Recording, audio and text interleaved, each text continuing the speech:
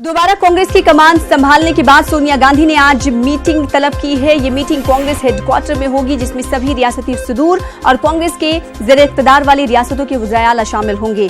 आज की मीटिंग में महात्मा गांधी की 185वीं जयंती की तैयारियों और रुकनियत साजी मुहिम के ताल्लुक से गौर ख़ौज़ किया जा सकता है। मीटिंग में साबिक़ वज़ीर आज़म मनमोहन सिंह की मौजूदगी में मुल्क की माशी हालत पर भी तबादले ख्याल किया जा सकता है और सरकार को घेरने के लिए रोड मैप तैयार किया जा सकता है। जानकारी के मुताबिक आम इंतखाबात में मिली शिकस्त के बाद आज होने वाली मीटिंग में कांग्रेस की उबूरी सदर सोनिया गांधी पार्टी के ताल्लुक से कई बड़े फैसले ले सकती हैं।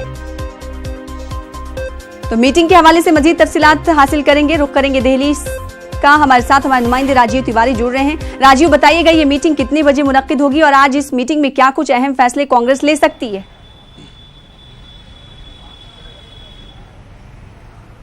बिल्कुल, अगर देखा जाए तो यह मीटिंग कांग्रेस मुख्यालय में कांग्रेस अध्यक्ष सोनिया गांधी बुलाई हैं। मीटिंग 11 बजे शुरू होगी।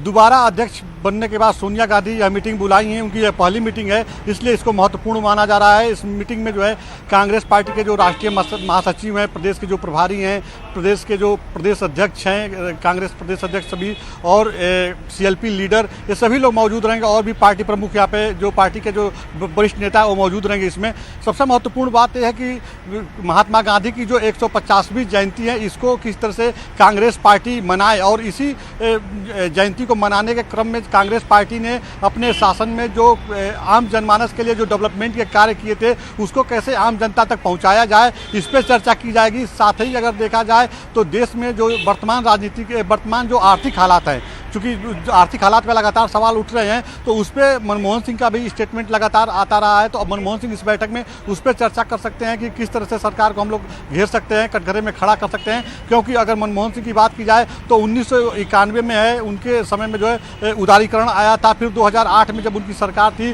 तो मंदी का दौर शुरू हुआ था, लेकिन उन्होंने कंट्रोल कर लिया था। तो ऐसे में वो सरकार पे लगातार सवाल खड़ा कर रहे हैं, तो किस तरह से सरकार के ऊपर ये लोग हल्ला बोल सकते हैं। साथ ही अगर देखा जाए तो कांग्रेस हर राज्य में जो है बैकफुट पे है, तो कांग्रेस कार्यकर्ताओं को किस तरह से प्रशिक्षण दिया जाए, किस तरह से उनको तैयार किया जाए ताकि कांग्रेस पार्टी मजबूत हो सके, उस पर चर्चा की जाएगी। और तमाम महत्वपूर्ण बिंदु है, खास करके उत्तर प्रदेश में अगर देखा जाए तो उत्तर प्रदेश की कमान खुद कांग्रेस पार्टी की महासचिव प्रियंका गांधी संभाल रखी हैं। लगातार वहाँ पे दौरा कर रही हैं और पार्टी को मेन स्ट्रीम में लाने की कोशिश कर रही हैं। अनुशासनहीनता की बात की जाए तो मध्य प्रदेश की बात की जाए, वहाँ पे लगातार पिछले दिनों जिस तरह से अनुशासनहीनता सामने आई थी, मुख्यमंत्री कमलनाथ यहाँ पे सोनिया गांधी के पास पहुंचे थे, प्रदेश प्रभारी बावरिया पहुंचे थे और सभी लोगों ने रिपोर्ट दिया था और पूर्ण विराम लगाने के लिए सोनिया गांधी ने कहा था कि अनुशासनहीनता बर्दाश्त नहीं की जाएगी। तो ये तमाम जो पहलू हैं इस पर चर्चा की जाएगी। साथ ही जो है आने वाले 3 राज्यों में जो विधानसभा चुनाव है वहाँ पर पार्टी कैसे जीत हासिल करे, पार्टी के जो कार्यकर्ता, जो ग्रास रूट पे जो कार्यकर्ता है, उनको कैसे तैयार किया जाए, उम्मीदवार का चयन कैसे किया जाए, इन तमाम